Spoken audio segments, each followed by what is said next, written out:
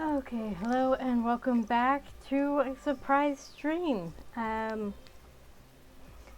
found out after I streamed last week that Steamberry Studios was going to release the last part of When Stars Collide, technically on the 4th. But the developer, Ash, is in Australia, so it is the 4th in Australia, but not in California where I am. So, surprise evening stream. So this is the end of all the routes, which I thought was going to be part of the last update, but I was wrong. It's okay. I'm okay with being wrong, because that meant build up more anticipation. So, if anyone has been waiting to play When Stars Collide because they wanted to play the whole game together, now's the time. The whole game is released. So, I don't know that I'm going to keep track of all the choices that I make now. Hopefully I get a decent ending. I know some of my choices weren't great, but I mean there was enough to get me the relationship with Cab, so there you go. Oops. Okay. Alright, so go to extras, do a recap because it's been a hot minute. So let's go ahead and just do the recap for Chapter 10. Upon arrival at Palmyra 4, the crew disembarks and MC goes home with their romantic partner or stays alone, depending on player choices. The alone scenario involves multiple possible endings involving Savare and Jan. Noel has a brief conversation with MC about reinstating their identity. The story they use does involve the MC having been trapped in stasis, but strips away some of the other pertinent details, like their identity. MC meets up with their partner and leaves. And since we're romancing Cab this go round, at Cab's flat, MC showers and the two of them have dinner together. Cab and MC open up about their loneliness and feelings for each other, resulting in an intimate moment together. The following morning, MC meditates on finding their key and Cab potentially aids them, choice-based. They head out into the city for their date, wandering aimlessly as Cab shows them interesting places he knows of. MC once more wishes to be rid of the key. That night, MC sleeps only to wake and find Cab working on something before he joins MC in bed once more. The following day, while most of the crew is at a meeting together, MC goes for a walk through the city, which devolves into a chase. After dodging pursuers most of the day while unable to contact anyone else, they circle back to the ship where they meet up with their love interest and the rest of the crew. The ship leaves Palmyra in the hopes of escaping their pursuers. So if you don't romance anyone, this is the end of the story. But if you do romance someone, then there's more. And just because, let's look at the lovely, lovely pictures.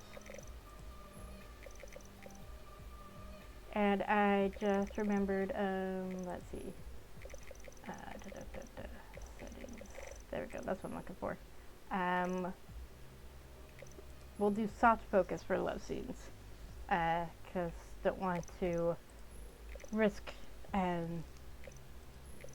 readings. Afterwards, I will go back and turn that off so I can see the full loveliness.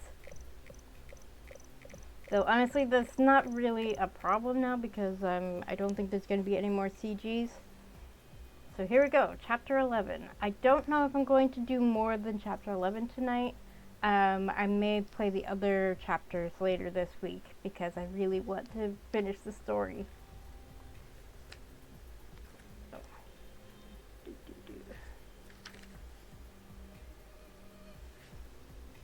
Okay, that's separate. That does not need to be there. Grab some extra papers. Okay. Rage. Now, these endings are specific to the love interest, so after this, the storylines diverge completely. So, what if, once I,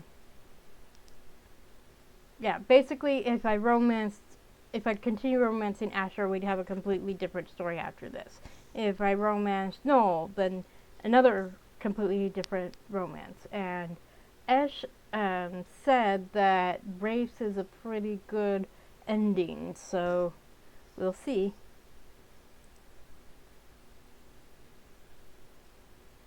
How are we going, Daz? The sensor echo is still on our tail, and I can't verify if it's a ship or some kind of technical glitch. A scanner aberration of some kind.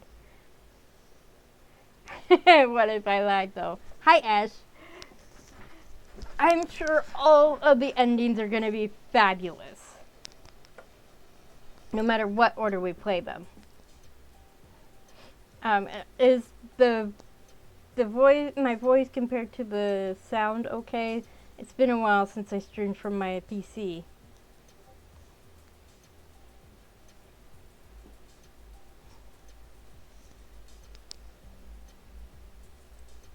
I'm not seeing any system errors, but if that's a ship, they are working hard at not being noticed.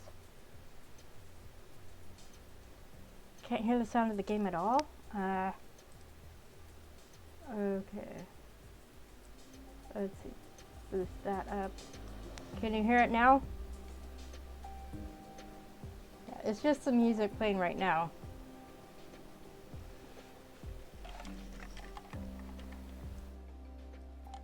Let me turn down my mic. I did notice that my voice was loud. Okay, there we go. That sounds better. Not hard enough. Cav, thoughts?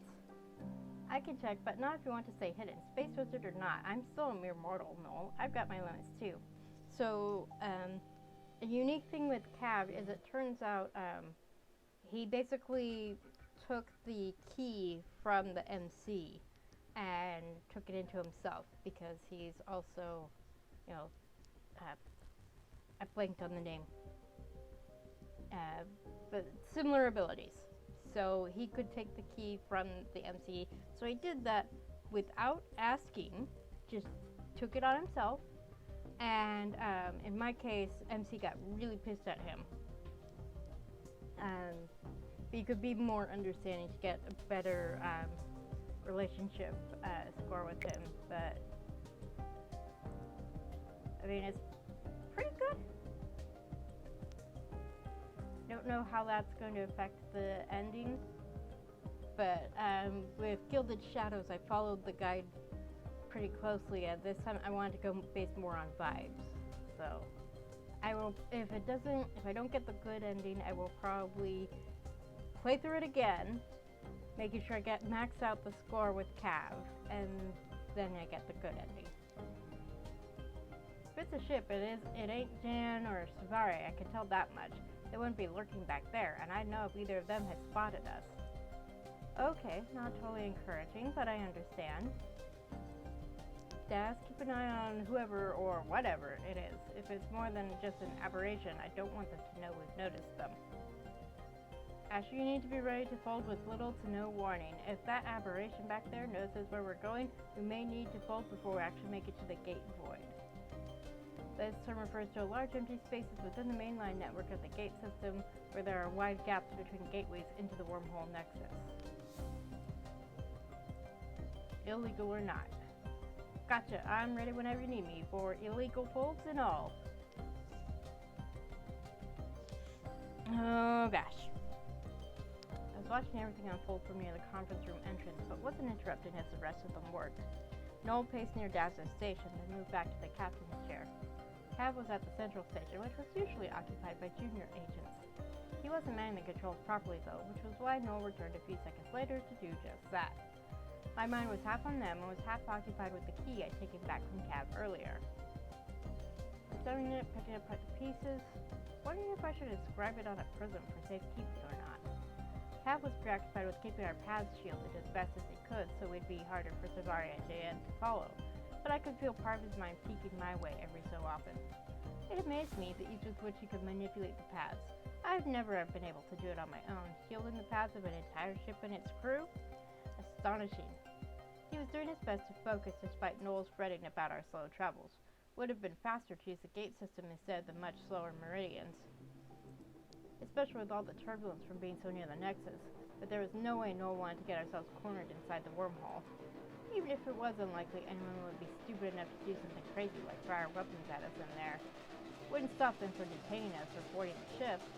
It wasn't like the meridians where you could swing outside the boundary, dangerous as it was, and try to fold from there. It was impossible to exit the Nexus from anywhere but a gate. In some ways, that made it ideal for an ambush. We couldn't just fold away from the main lines without attracting very much unwanted attention, though, hence getting to a void where we could do it unnoticed. It was still questionable to fold in a gate void, legally anyway, but we could get away with it if we were careful. Beyond that, though, Noel and the others were preoccupied with the current situation, which was understandable, but I was preoccupied with what would happen later, if we got away, because we couldn't run forever.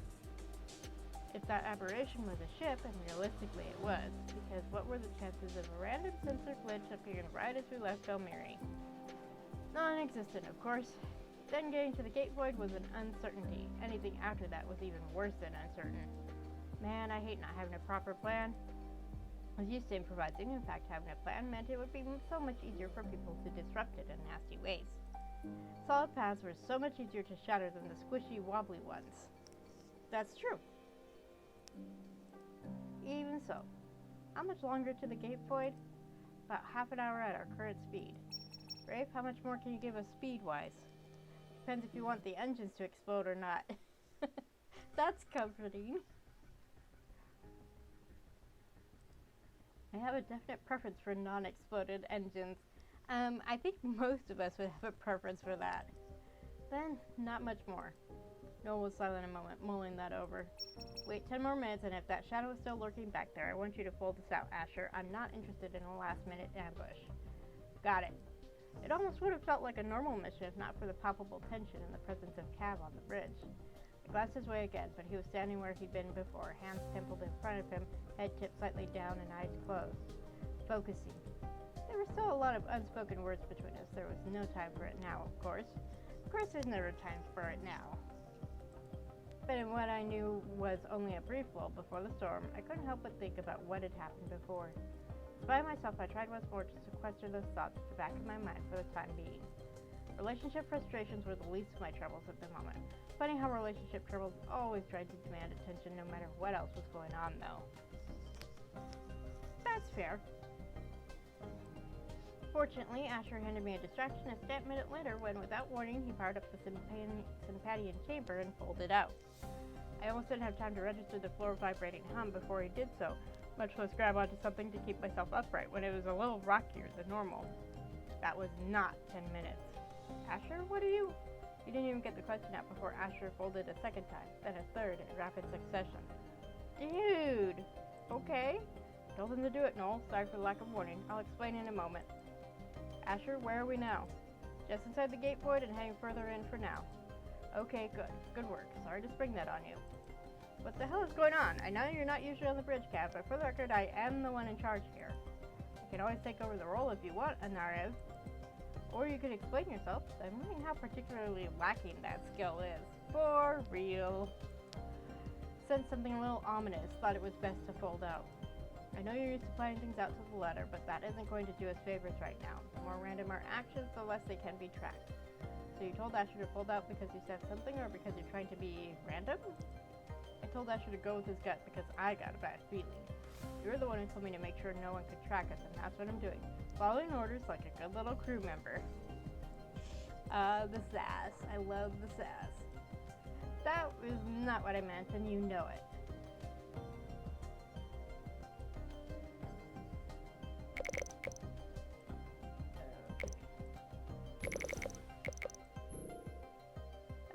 We're going to defend Cap because we had the same kind of thoughts. Cap is right on this one, Noel. At least the part about planning makes us more easy to track. I was just thinking about this too. I also would prefer to have a plan. The more meticulous a plan, the more solid a path. So this reminds me of a quest line in Star Wars: The Old Republic.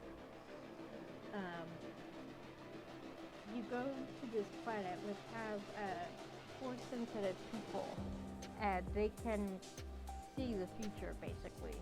And so the Empire tries to randomize what they're doing so that these people can't predict what they're doing. But it's like we said here, the more once the planet's in place, then it can be predicted, it can be seen. So it's like you can't catch them by surprise. Not if you have to plan things out. But if you're winging it, you're more likely to catch them by surprise. keeping our path unpredictable is more beneficial. Though it comes with drawbacks as well. For instance, making the captain panic when the pilot does something unexpected. On a Valayan ship, there we go, Valayan, I blanked on the name.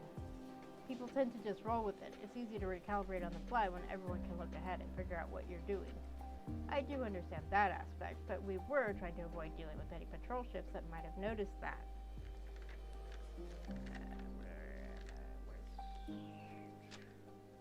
There we go.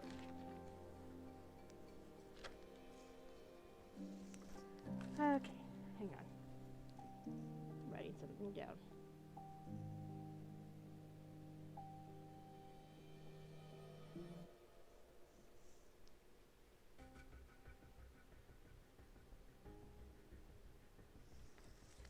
Okay. They are minor threats compared to some others. The longer we trundle along finding things out, the more opportunity people like JN have to locate us. How does your society even function when everyone is reading the future and trying to outwit everyone else who is also reading the future? That's a good question. Well, when everyone can do it, things get so tangled that the paths become ineffective for this kind of thing. Like Lane said, you can recalibrate fast when everyone is able to get on the same page the instant the page changes. But when used against people who aren't as steeped in that shit as we are, this kind of stuff becomes very effective. That's a bonus when we're the ones doing it, though. Okay, I get it. Just next time even a couple of seconds of warning would be nice. You got it, boss. Thanks for backing me up, Nalo, helping me save face in front of the kiddos. I rolled my eyes at him, lips twitching into a semi-smile. No! I barely started and my voice is already going. No, don't do this to me. Not one person on this bridge would appreciate you calling them a kid. I won't tell if you won't. It looks like our aberration followed us, but they're still keeping their distance. I don't think they've realized we know they're there. But I'd say it's definitely a ship at this point. Looks like it's someone willing to risk a lot to keep us in their sights. 2 unsanctioned folds in the main lines are way more likely to attract attention than just one. Surprising that it's someone able to follow us. Tracking a fold usually takes at least a little more time than that, unless you've got a really good pilot. Is it possible it's the Navigation Guild? Would be the first time they're rearing their heads in all this that we know of. Yeah, it's bad news if we have a Nav Guild cruiser on our tail. Like it or not, they have access to the best virtuosos in the galaxy. Hey, so do you. Asher, modest as ever. There's just one of you, last I checked. I'd say thank God for that, but if we get caught, we're not going to be thanking anyone, that's for damn sure. Alright, Davs, continue to monitor whoever is back there and alert us if they start doing anything new.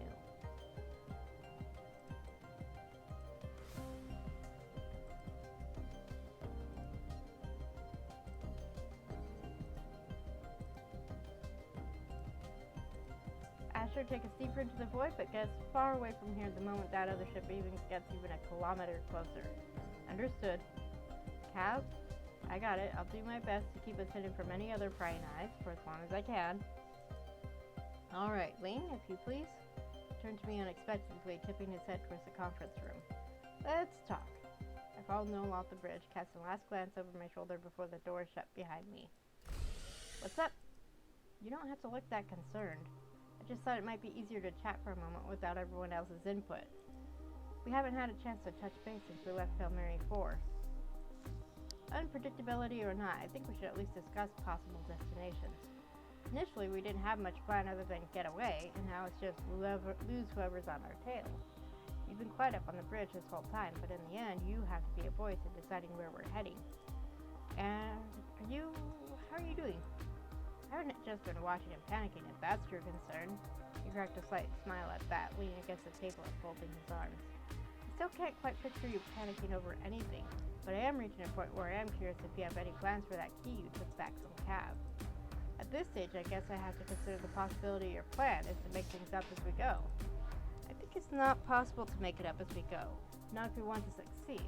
Fallen plans aren't always a good idea either when dealing with certain people, but I've been thinking that our best bet may be to head for Britannia at this point. A T-class super-Terran planet that is considered a central fixture in the UCW. The governing body and many other important organizations are headquartered here, including the Major Guild. The planet has a high population and is considered one of the most important locations in the UCW.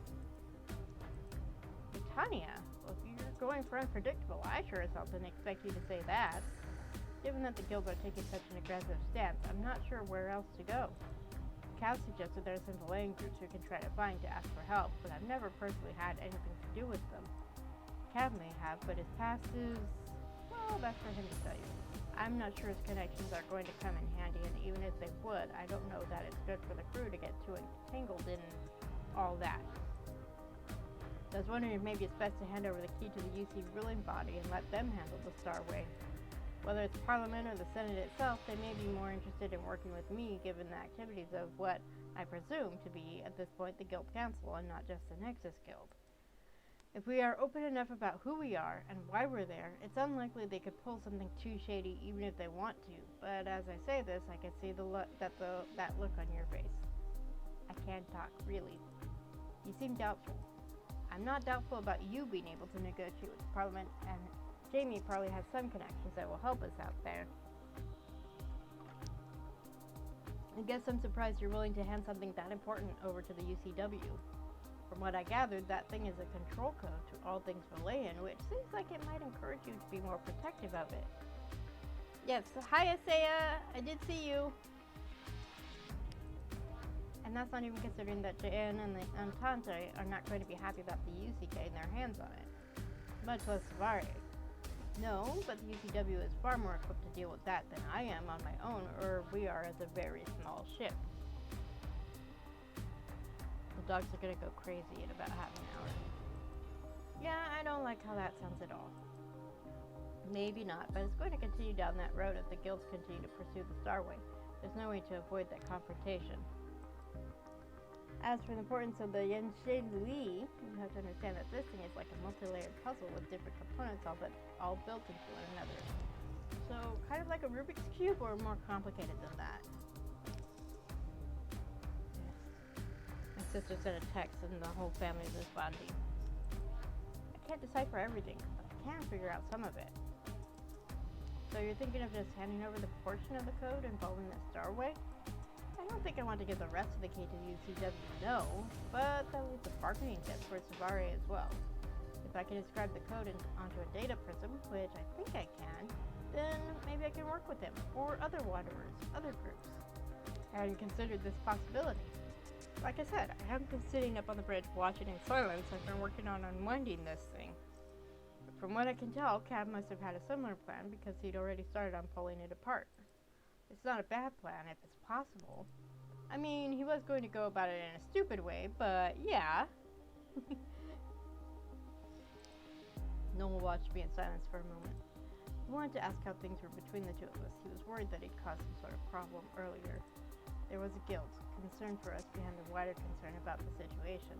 You don't have to feel bad, Noel, about before. He sighed, running his hand along his jaw. Can't hide it, can I? Sorry. Cav hasn't been with us as long as the others, but he's still a good friend, a late night companion to talk to when I can't sleep. Yeah, that's one of the bonus things you unlock once you've basically sat next to all of the other possible romance interests. I thought I'd come to know him pretty well from these talks, but now I wonder. I didn't want to cause friction between the two of you when I blurted out what he was planning. I was just mad. I still think you had a right to know, but now I'm wondering if it was my place to interject. This probably isn't the time for it, but I don't know. I guess I just don't want things to be tense between you two right now. And definitely not because I'm feeling frustrated at him as a friend.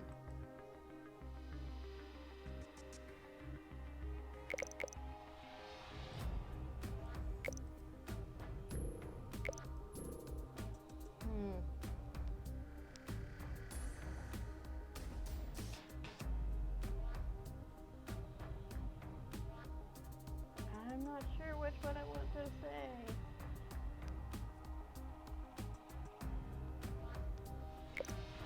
Yeah, this was, I mean, in the heat of the moment I was angry, but on reflection, not so much.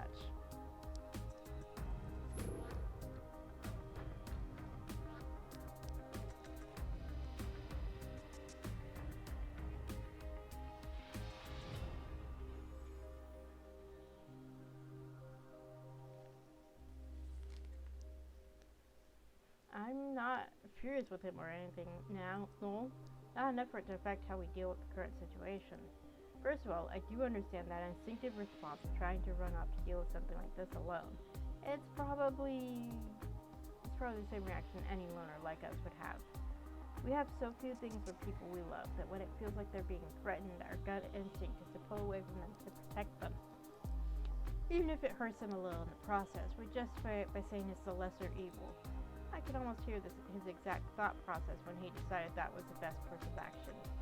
I mean, he was wrong, and he still needs his ass kicked for it, but it's not something I can stay mad about long enough for it to affect whether I can work with him.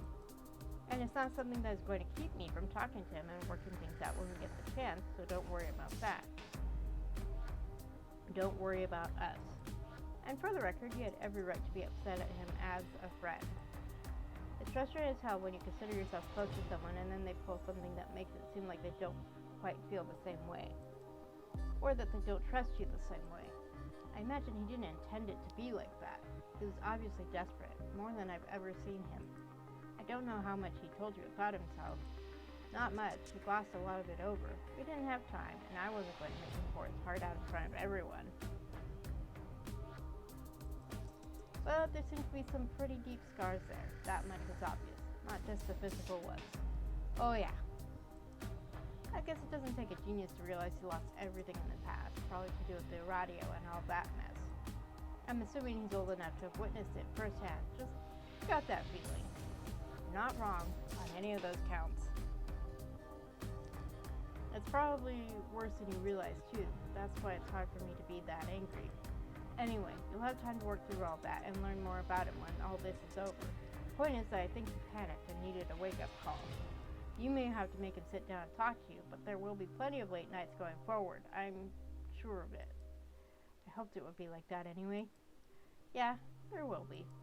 Back to the current situation, as much as I wish there was no current situation to get back to. Right, well, if we go with the idea of heading to Britannia, you need to start thinking longer term. UC is still going to need a Villain to help with the Starway key. It's still telepathic, right? Even if it's in a data prism? Or is it not? How does that work? You said Villain technology often needs Villain biosignatures to work anyway, so activating the beacons in the first place. Plus, they'll probably want to help with finding them, and... No, I thought about all of that. I said before that with time and ingenuity, we could get around that the biosignature protocol. I'm not sure if something as old as the Starway beacons would require that anyway. For the beacon locations, we have loads of belay and nav charts that I would imagine might have that information. Hey, you know what? You know what your old dad left with us? A bunch of nav charts. Using the code to activate the beacons is something we will have to take a step at a time. There's going to be a lot of work ahead. And when it comes to that research, I recognize I may have to consult with them as an expert in the field of space wizardry. I'm willing to do that if I have to. Helping is better than being someone's treasure map. Alright, I guess you really have thought this through. I know we've been in reaction mode for a while, but yeah, I have thought it through this time. Well, getting to them is going to be the hard part, I think. The closer in we get, the more likely the guild, or guilds, will bite us first. And I don't even want to imagine what JN or Savare will try if they realize what we're up to. The fact that they'll have to crawl up from their shadows and rocks to try it may give them at least a little hesitation. It's so mysterious, why would he do that?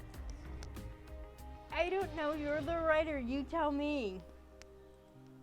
Not much, but a little. At this point, all we can do is try. Yeah, I think our options are pretty limited otherwise, and I flinched, words cutting off when a powerful and melodic hum filled my mind. Behind the familiar sound was a faint song that reverberated through my chest and my entire body, causing me to half double over against the table in surprise. Even Noel felt it, though I only knew because his panicked surprise was there at the edges of my mind as well. There was a rumble and a vibration that ran through the ship. It was over in seconds, leaving Noel and I gripping the table in shock. What the hell was that? It took me a moment to catch my breath and straighten. I think I may know. Come on. I went swiftly from the conference room to the bridge with Noel at my heels. No sign of them this time. I think any guild virtuoso is going to be hard-pressed to replicate that move. What's going on? Cap and Asher did some space magic and we managed an exceptionally long fold well outside the main lines. What? How exactly did they manage that? Scientific explanations only, please. Cap, you enhanced Asher's long song resonance, didn't you? To give him a longer reach than usual? For strange and unclear reasons, definitely. Yes, of course. Increasing song resonance? That's possible? Considering that virtuoso skills do have their origins in Valayan abilities, something Cap conspicuously did not deny when I suggested it to him earlier, and given the fact that we just witnessed it, Cap was still lurking near Asher and, despite the joking, looked exhausted from that. Why would you risk wiping both of you out by pulling a move like that? Remember the bad feeling? Well, it came back, stronger. I got the sense things were about to go south in a particularly nasty way if we stuck around that spot, so I had to get us far away from there, fast. Frustrating as it is, that bad feeling seems like a lot more than just a feeling at this point. He nodded towards a viewport where a large black hole was spinning away. And what's that thing doing out there? Well, I was thinking we could hide in there and regroup. Beyond the event horizon, our world lines will be muted, making it hard for even Savarian to pinpoint our location, much less anyone potentially more annoying.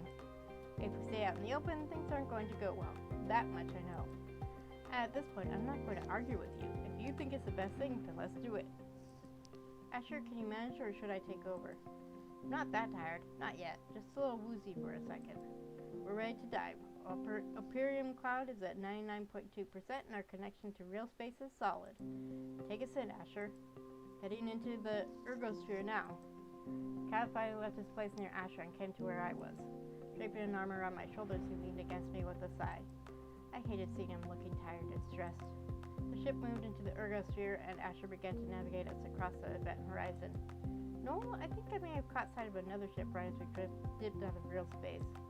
Just now? Yes, it appeared for a fraction of a second, but I lost sight of it. I don't think it was our little scanner aberration. It looked like something bigger than that. I don't know if they saw us or not. It would have been for about the same amount of time we could see them, but if they did, they will know exactly where we went. Not great. Yeah, because the point was to hide for a while, then slip away unnoticed. Hard to do if someone was waiting right outside this thing for us to exit. You think you caught sight of a ship? How sure are we something is there? Not 100%, but pretty close to it. I can probably help you enhance the ship's sensors so we can figure out who it was. You mean enhance them so we can look outside the black hole while we're inside the black hole? Sure, that seems reasonable. Or, since you look tired and need to rest, you can tell me how to do it, and I will help enhance the sensors. How's that? Well, I reckon it works just as well. Guess the same end result. Man, you sure are handy when you aren't pretending to be incompetent, Cav. Yes! Yeah, tell me that again after I overload some power relays with these sensor enhancements, buddy. No, I already take it back. I glanced in his way as Cav ushered me to one of the workstations along the side of the bridge to work on the sensors. He gave me a slight nod of approval, though it wasn't like we had a lot of choice at this point. If there was someone out there, I doubted they'd be following us inside the black hole. Most ships wouldn't have the equipment to do it, and unlike other places, this one wasn't great for an ambush. But why bother? They could wait us out. Even if we figured out who was there, and if anyone was there, I wasn't sure it would do us much good. But for now, Noel had Asher hold position just beyond the event horizon while we tried to figure out who or what it was Fraze had seen. And what any of this meant for a trip to Britannia, I couldn't say. That was why plans were dangerous, the moment you made when something or someone showed up to smash it to hell. Yeah, plans are great until you run up against someone else. But for now, I had to push those thoughts to the side as Cav started explaining to me in depth just how the sensor enhancement was going to work, and how much damage we were going to do to the ship. And how much of an angry lecture everyone on the bridge should expect from Rafe later for agreeing to it. I knew they were going to bring up Rafe's reaction. That last part was why even Noel agreed to not give him a heads up about what we were doing. Sometimes I guess acting without telling others was necessary, even for Noel. Cat's voice faded to the background as I worked. We all knew we were grasping at straws. In all likelihood, someone was out there waiting for us. The question was just who it was and how we were going to deal with it.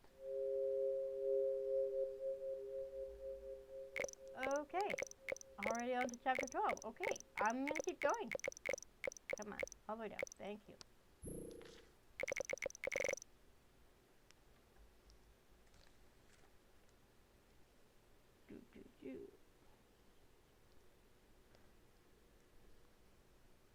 Oh, okay. The place of wrath and ruin. Interesting title.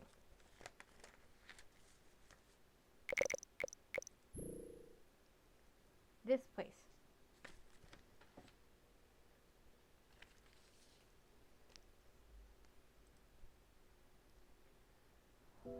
Well, now we have to figure out where we go from here.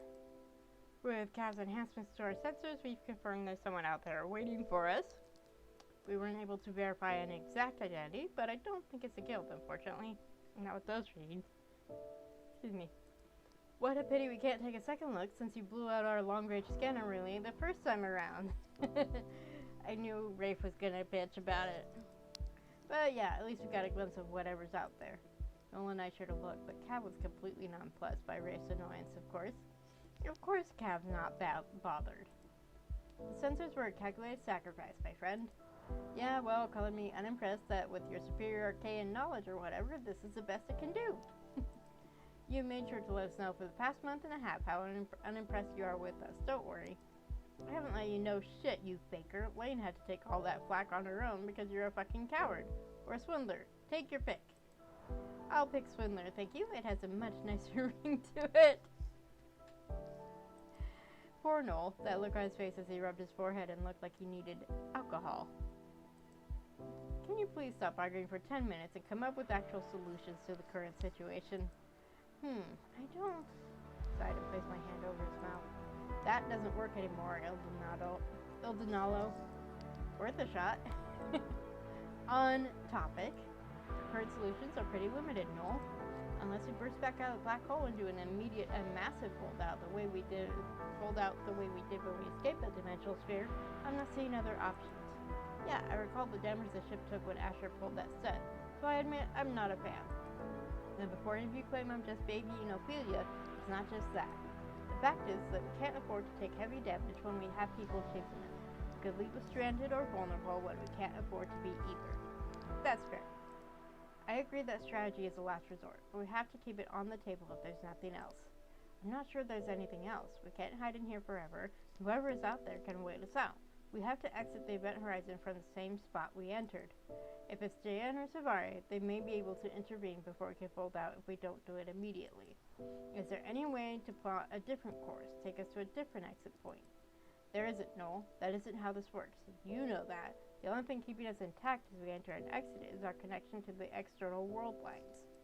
We have to retrace the path we used to come in, which means exiting at the same spot. That's the only way. Well, it's definitely the only way.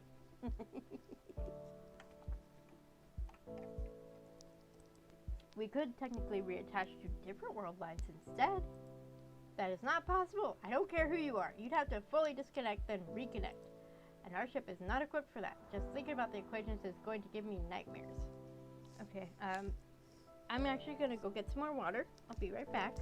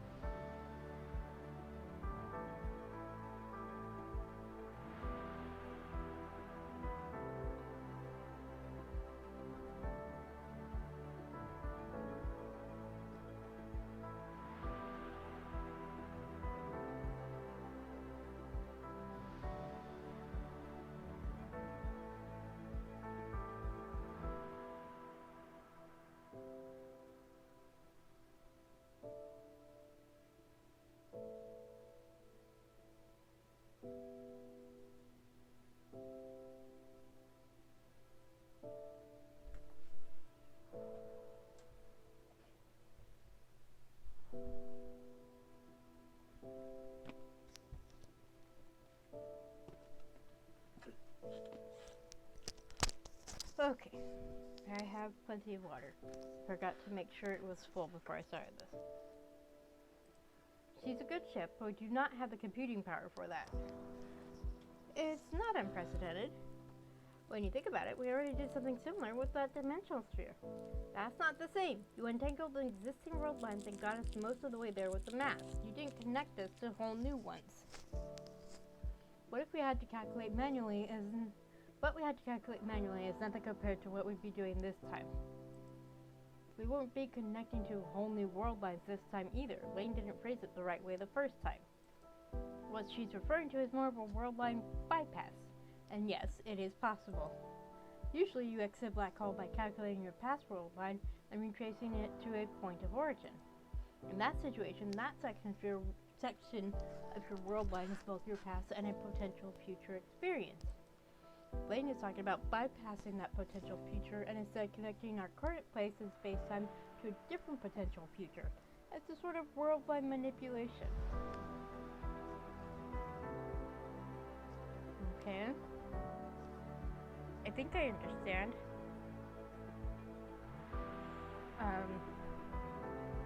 I've been working on an AU fic for Final Fantasy XIV, and I kind of do something like that. It's not that we're connected to a different world line, we locate one that already exists as a potential future for the ships. The lanes do use this as a rapid transport, typically for individuals or small vessels, but it's not impossible. What is so terrible about normal transportation methods that the lanes decided they had to literally alter people's futures to get around faster?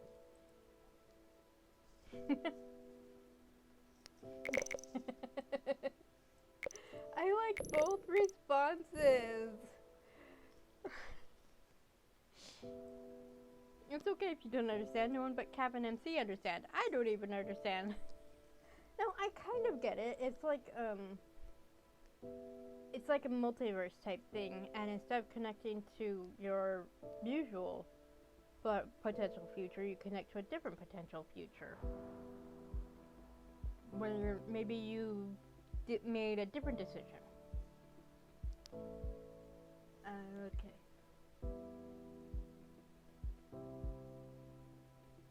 I mean, where's the point of normal transportation? I love that. Yes, basically. I already explained when I use delight in being obnoxious. I like this one.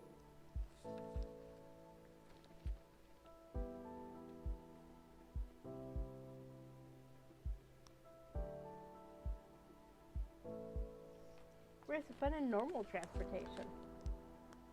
If you're going to have fancy technology, then it makes sense to use it in the most obnoxious ways possible. That's not my personal philosophy, but I think it's the Valayan way for sure. Oh yeah, wasn't there some kind of personal cloaking device in the cargo items too? This is the way. They just find a potential future where you're at X point and connect there. Valayans really go all out, don't they? When they can. The point is, however, that Lane's idea isn't as outlandish as it may seem, and it shouldn't damage the ship either. That's all good and well, but it doesn't change that our equipment is not designed to do what you're suggesting, and frankly, I don't think I have the capacity to do those equations myself. Though not ideal, I'm certain Cav can do it. It's not as equation-based as you think. Not everyone perceives world lines as just maths.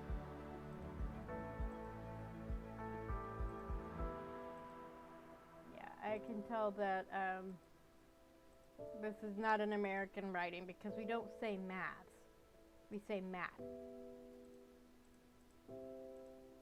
Which is fun when I'm reading something based in like Harry Potter or Sherlock Holmes.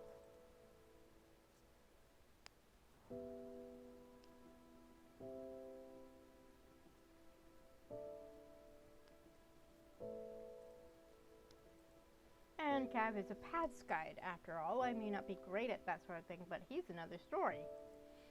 I was one, a long time ago. What the fuck is a paths guide? A teacher, basically. Someone who shows others how to navigate the paths. You were a fucking teacher in some weird-ass distant history? You?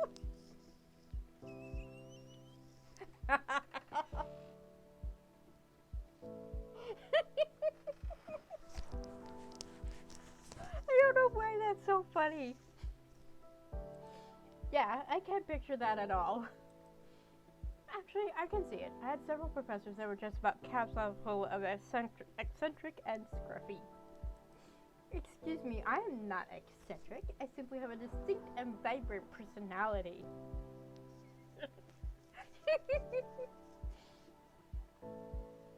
I don't think I've had teachers like Cav, but I've definitely, well, one teacher, one of my history teachers when I was doing my undergrad, we called him a doctor, but he never actually finished his PhD. He didn't defend it. But he had done most of the work up to that point, so we just called him doctor as a courtesy. And he actually lived in Germany after World War II. And so he knew German. And he was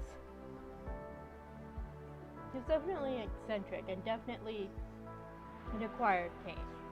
But everybody loved him. At least everybody in the history department.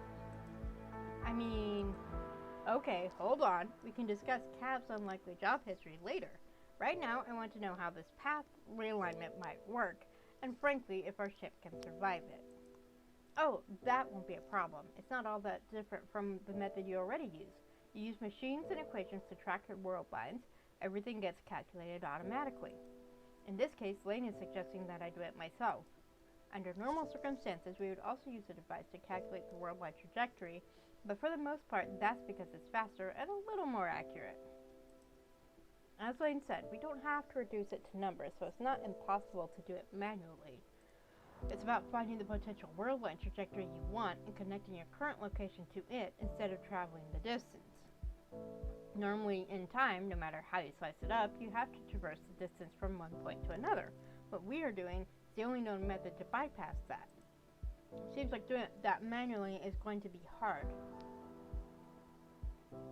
This is actually reminding me of A Wrinkle in Time, with them doing tessering or wrinkling.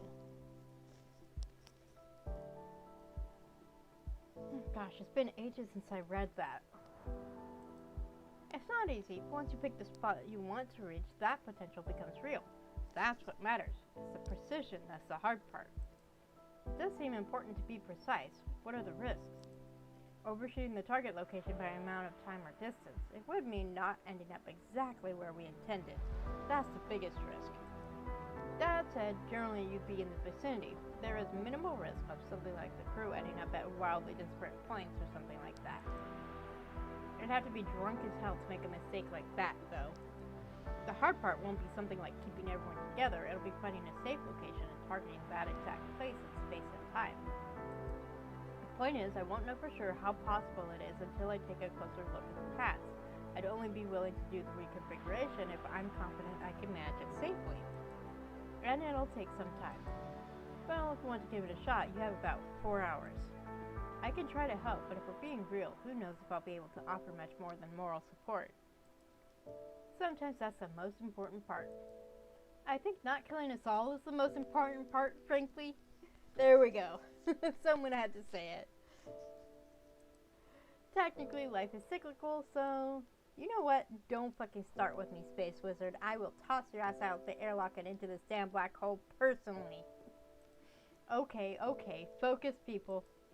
Poor Noel, heading one of these staff meetings had to be like herding cats when it came to keeping everyone on task. Cap, I want you to do whatever it is you need to do to have a look at our world lines and assess the risk level. The rest of us will continue to consider other options. Lane, help him, moral support, whatever. Do it. Everyone else, let's get back to our stations and keep brainstorming. The conference room cleared out, but Noel stood in the door and gave us both a long look before he headed out to the bridge. I think my sister is home. Yep, there's her door. I heard her dog start barking. The door slid shut behind him, leaving Cav and I alone. I was almost certain I wouldn't be able to help Cav much, and more than anything, I kept having this terrifying sense of just how much trouble I was bringing to the crew. To Cav, dumping this sort of burden on him. All of them were treating it like any other day, any other mission, but we all knew it was anything but that.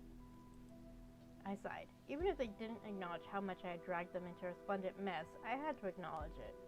Resplendent mess. I love that. That is amazing. That was an awfully big sigh, yelled Denalo.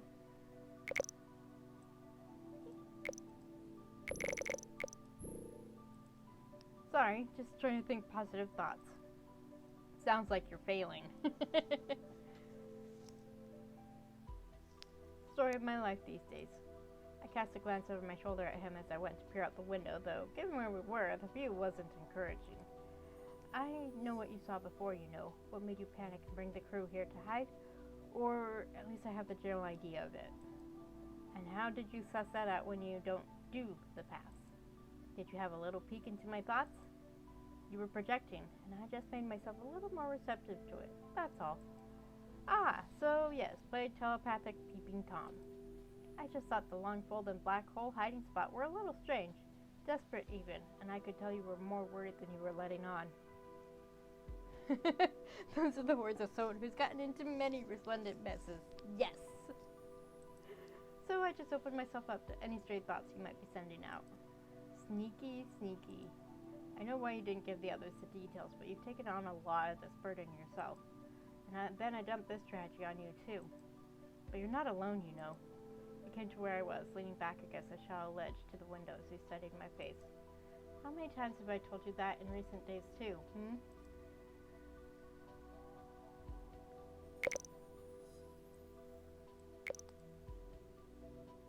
Come on, there we go.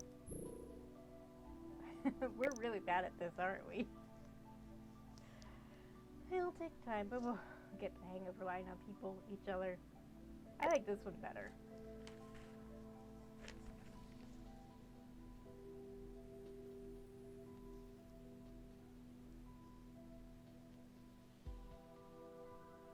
Yeah, my sister's been gone all day, so her dogs are happy she's home.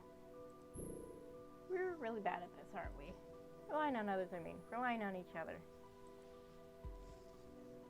Years of being unable to fully do so will do that to you, I guess. Are we unable to, or did we just convince ourselves of that? It's the same old thing, isn't it? Drawing a line between ourselves and others so there's a gap we can't cross, and then pretending the gap was always there. Cab took my hand and pulled me towards him. We'll get better at it together, Nalo. Our whole lives, the galaxy tried to put us in a box on the top shelf labeled Do Not Touch, and we start to believe we were supposed to be in that box. You can try your best to climb off the top shelf, but the label sticks to you, you know? Everyone else can see it if they look close, but us, we always know it's there. We aren't going to undo that overnight. I know, it's just frustrating how there doesn't seem to be much space between overnight and literal decades of trying to fight it. This probably isn't the time for this conversation. I'm supposed to be cheering you on while you save the day. Conversations don't always wait for the right time to happen. He took a deep breath and moved away from me, back towards the table. This pass thing can work, but it's going to be tricky to manage on my own. It always is. At least from in here, Savari won't notice, and more importantly, Jayan won't. Is there anything you need before you get started? No, I'll just have a seat and I'll dive in. You can follow me, but if things get tense, dip back out of the paths, okay? I'll be too distracted to keep an eye on you. You don't have to say it like I'm going to get into trouble instantly. Fine, if things get tense, I'll run away and leave you defenseless in the paths alone. Well, I reckon it'll be fine either way. Just stay close. And pay attention. Maybe you'll learn a thing or two. Trust me, you would not be the first to try to teach me. He grinned as he took my hand and pulled me down to the floor to sit cross-legged with him. I folded my legs and followed suit when he shut his eyes and crossed over that strange threshold into the unspace we called the paths. It wasn't like the time we were searching my mind for the control keys. For one thing, the paths were simply a different experience than searching inside the relative safe confines of your own mind. These looked like nerves. But also in that instance, Cav was lurking and watching from the corners. This time he was front and center, and I was the one following him. It wasn't like when I came to the paths alone and it was dark and endless and terrifying, a labyrinth of webs where danger awaited if you went astray. It wasn't even like when I was with my teachers in the past. Even in those moments, it was a bit like standing at the deep end of an infinite pool with someone right behind me, waiting to push me over the edge. With Cav, it was like a hall of mirrors. I was watching the entire universe open up like a book, and all that stretched out in front of me was light and eternity. I'd never experienced a past like this before. Cav was incredible, and in this place where self was defined more by your internal image than it was by reality, I could catch a glimpse of who he used to be. He hid it so well, but when that persona fell away, what was left was the sort of thing that really did deserve the awe the Layans had inspired in people in the past. It was almost laughable that I'd offered to help him. Even if I'd been far more adept than I was, I'd still only get in his way. Aw, come on. At best, it would have been like a child trying to help Rafe down in the engine room. And as for the moral support, even that was questionable. I didn't think he needed it. Why would he? I could only watch as he sorted through the possible world lines, weaving them and untangling them to construct a safe place for the ship to land somewhere in our collective future. I could barely even comprehend what he was seeing. Helping was beyond me. Helping with that part, anyway. I didn't know if it was because of Cav or because of me. Cav was essentially reordering fate, and maybe that wasn't something you could do without causing tremors in the web that made up the paths. Or maybe it was just me barreling through with the delicacy of a sledgehammer. Either way, those tremors caught attention, and this time it wasn't JN or Savari we had to worry about. No, these intruders were much worse. Not the least because, as Cav said, he was too involved in other things to deal with the Veil when they came crawling towards us as creepy shadows, both curious and terrifying. Cav could probably have torn his mind away, but he hadn't noticed them yet, focused as he was. And if he stopped now, that would be it. We'd never be able to come back to the paths before the ship's time was up. Once you riled them up, they didn't calm down for a while. I couldn't hold them off, of course, not on my own. But I could distract them. That, at least, I was pretty damn good at. That's why I made the decision to lure them away from where Cav was, because God knew I could draw their attention like nothing else, even when I wasn't trying. It was when I moved away from him that Cav seemed to notice something was happening. I could feel his sudden concern, but even if he wanted to, he couldn't unwind himself from everything else fast enough to intervene. I took that chance and shot away from him, spiraling through my own path like a tempting decoy for the Veil to follow.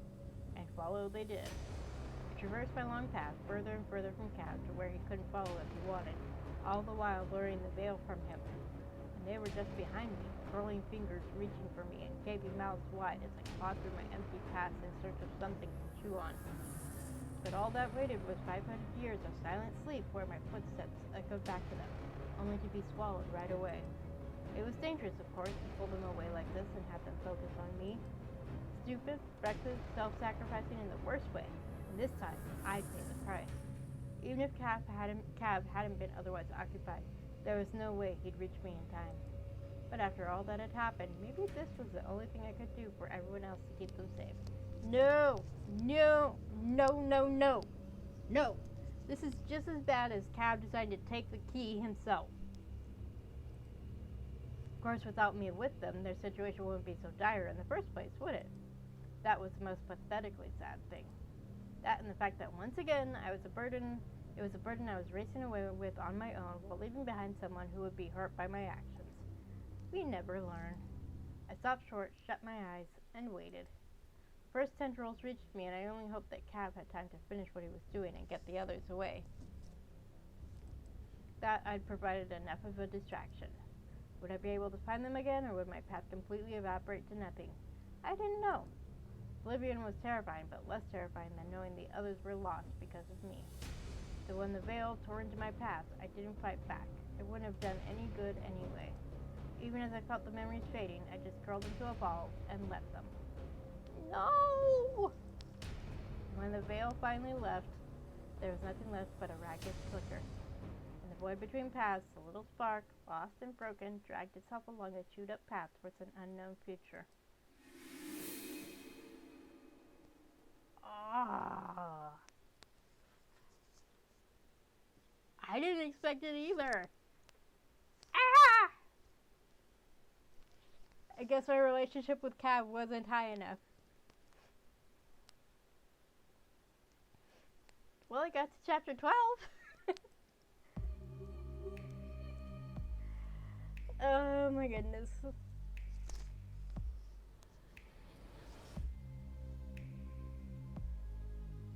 I'm not quite sure what to do.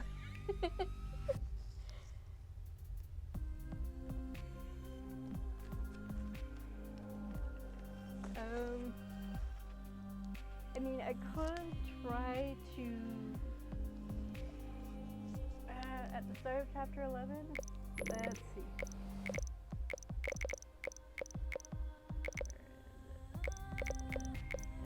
Further.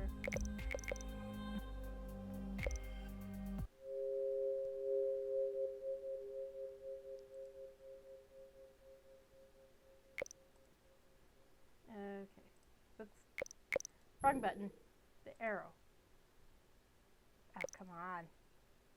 There we go. Yeah, right here.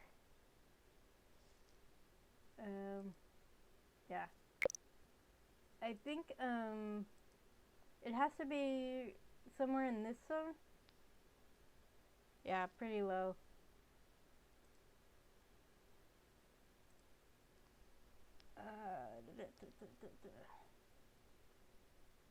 I really want to see what the rest is. 70% or so to pass that ending. Huh.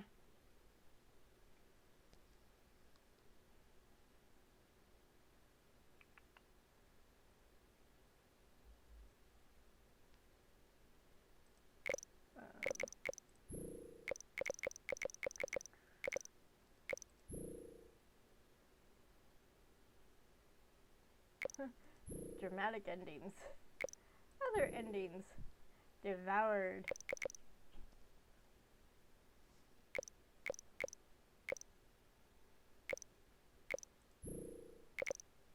Okay. Chomp.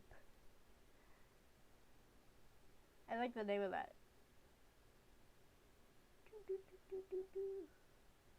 The awkward time the veil ate you. Nom nom nom nom nom.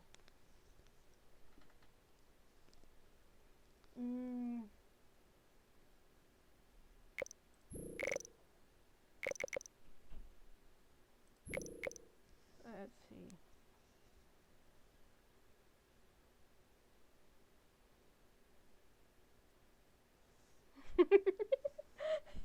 It's always so fascinating to see someone get a bad ending in the wild. Well, all I'm good at is running around looking tasty. So yeah, apparently I cannot get a good ending without relying on some guidance.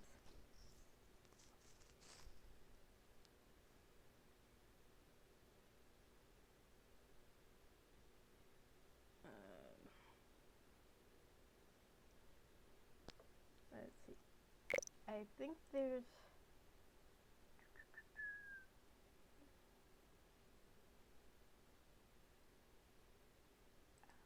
Da, da, da, da.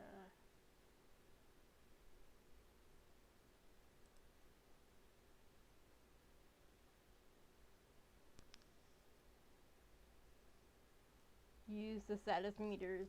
I did with the other routes, just not with cab, because I want to go on vibes. Because I didn't with Ruben.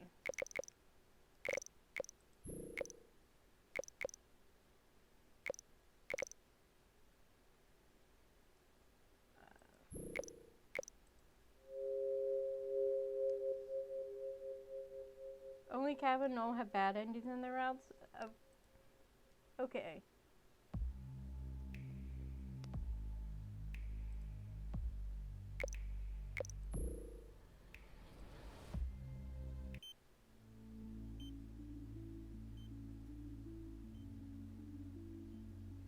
Yeah, that is actually, yeah, let's just end it there. I got a bad ending. What if I get eaten by Eldritors? Apparently. So yeah, that's it for When Stars Collide.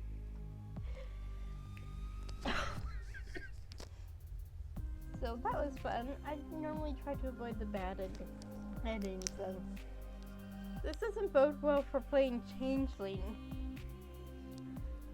which I still need to do. So yeah, that's it for When Stars Collide. I got eaten by Eldritors.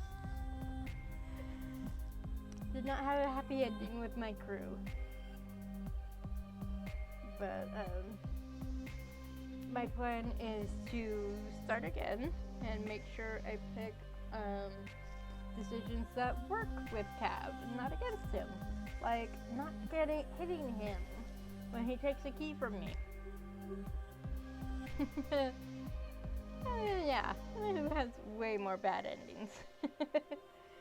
Well, there's there's a lot of ways it could go screwy, or tits up as some people say.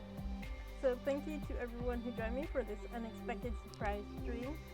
Thank you, Ash, for writing such a wonderful game. It was worth waiting for each update, in my opinion.